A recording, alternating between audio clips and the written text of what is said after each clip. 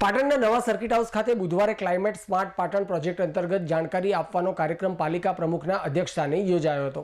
આ પ્રોજેક્ટની માહિતી આપતા નગરપાલિકાના પ્રમુખ હિરલબેન પરમારે જણાવ્યું હતું કે ક્લાઇમેટ ચેન્જની શહેરીકરણની નાના અને મધ્યમ શહેરો પર નોંધપાત્ર અસર થાય છે, જે અસમાનતાના કારણે અસુરક્ષા ઊભી કરે છે। પાટણ શહેર પણ આ પ્રકારની અસરોની નીચે આવે છે અને તેના કારણે પાણીની અછત, તાપમાનમાં વધારો અને અચાનક પૂરની સમસ્યાઓ જેવી પરિસ્થિતિઓનો સામનો કરવો પડે છે। આ પ્રોજેક્ટનો હેતુ પાટણમાં પર્યાવરણીય અને આર્થિક અને સામાજિક પડકારોનો સામનો કરવાનો અને એમએચટી એ એક સ્વૈચ્છિક સંસ્થા છે જે સમાજના શ્રમજીવી અને નબળા વર્ગની મહિલાઓના રહેઠાણને લગતી સમસ્યાઓમાં મદદરૂપ થવા માટે અને મહિલાઓના સશક્તિકરણ માટે કામ કરે છે। એમએચટી સરકાર અને લોકો વચ્ચે પાયાની સુવિધા આપવા માટે મદદરૂપ બને છે। મહિલા હાઉસિંગ ટ્રસ્ટ ભારતના 9 રાજ્યોમાં 34 શહેરોમાં મુખ્યત્વે 3 ક્ષેત્રોમાં કાર્ય કરે છે। એક આવાસ અને વિકાસ, 2 આબોહવા પરિવર્તન અને ટકાઉપણું, ક્લાઇમેટ રિઝિલિયન્સ અને 3 સહભાગીદારી દ્વારા શાસન। મહિલા હાઉસિંગ ટ્રસ્ટે સરકારી વિભાગો સાથે મળીને ક્લાઇમેટ ચેન્જના મુદ્દાઓને ઉકેલવા માટે પ્રતિબદ્ધ છે। આ પ્રોજેક્ટમાં મહિલા હાઉસિંગ ટ્રસ્ટે લોકોને સરકાર વચ્ચે સામાજિક, તકનીકી સુવિધા અને માર્ગદર્શન આપનાર તરીકે કામ કરશે। તે શહેરી ગરીબ સમુદાયની મહિલાઓનું સશક્તિકરણ કરશે।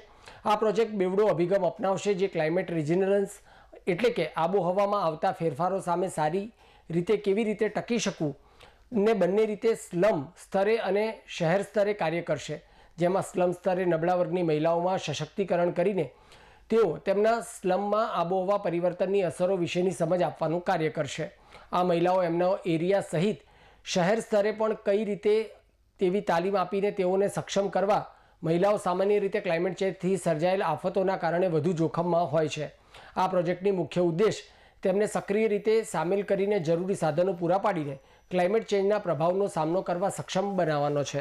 મહિલા હાઉસિંગ ટ્રસ્ટ અને ટાટા ટ્રસ્ટ અને નગરપાલિકાના સહયોગથી ક્લાઇમેટ સ્માર્ટ પોઈન્ટ ઇનિશિયેટિવ માટે દરેક મહિલા સક્ષમ બને, સંગઠિત બને એ હેતુસર આજે આ કાર્યક્રમનો પ્રારંભ કરવામાં આવ્યો।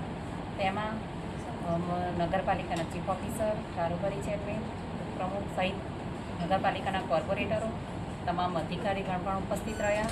અહીંયા બહેનોને એક સક્ષમ અને અવેરનેસ, જેને કહી શકાય કે વાતાવરણ જેમ જેમ બદલાઈ રહ્યું છે તેમ તેમ એની અસરો પણ બદલાઈ રહી છે। મોટા માણસ પાસે એસીની સગવડ હોય પણ બીજા માણસ પાસે એસીની સગવડ ન હોય તો એ પરિસ્થિતિમાં એ માણસ કઈ રીતે એ વાતાવરણને અનુસરે એ હેતુસર દરેક મહિલાઓને સક્ષમ અને સંગઠિત બનાવવાના હેતુસર આ કાર્યક્રમનો શુભારંભ કરવામાં આવ્યો।